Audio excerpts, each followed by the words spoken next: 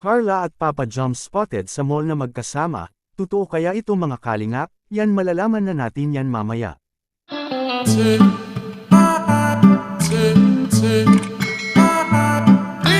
Isa namang mapalang araw sa inyong lahat mga kalingap, sana po ay lagi kayong nakasuporta sa aking ginagawang reaction video.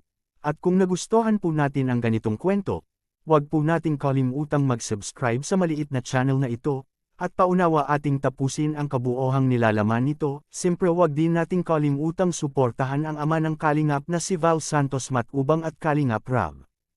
Alam kong marami na ang naghahanap ngayon sa jumpscare mga kalingap, na makita ulit ito sa mga videos kay Kalingap Rab, sapagkat sobrang namimas na nila ito na makitang magkasama, sa kanilang mga kulit at kilig na laging pinadama sa atin at sa mga viewers. Kaya ang ibang taga-suporta ng jumpscare ay naghihintay na ito sa kanilang bagong yugto mga kalingap.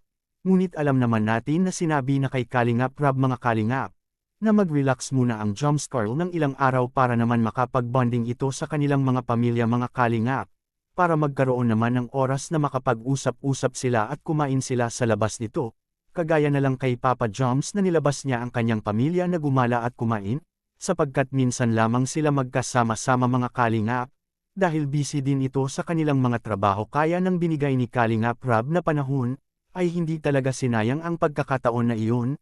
Tulad din ni Carla na sobrang na-miss niya ang kanyang magulang, dahil ilang araw din sila na nagbakasyon sa Palawan, kaya ang binigay kay Kalingap Rab na mag-relax muna ito, ay malaki po itong pasalamat kay Carla at Papa Joms, para naman na magkasama ito sa kani-kanilang pamilya. Sa kabilang dapon naman, Carla at Papa Joms spotted na magkasama ito sa isang mall mga kalingap. Totoo kaya ito? Which is totoo naman mga kalingap na nakita na natin ang jumpscare na magkasama sa mall.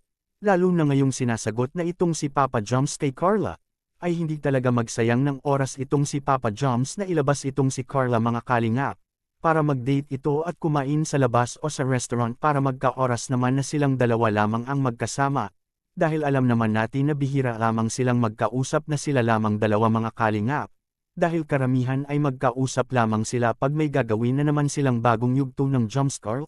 Kaya ang binibigay kay Kalingap Rab kay Carla at Papa Joms, ay hindi sinayang ito ang pagkakataon na iyon mga kalingap, kaya todo effort talaga ang ginagawa ngayon ni Papa Joms para mas lalong mapalapit ito kay Carla, kaya mas lalong minahal at hinahangaan ng sobra ang jumpscare sa mga manunood at viewers, dahil sobrang naka-excited ang mga yugto ng jumpscare kay Kalingap Rab.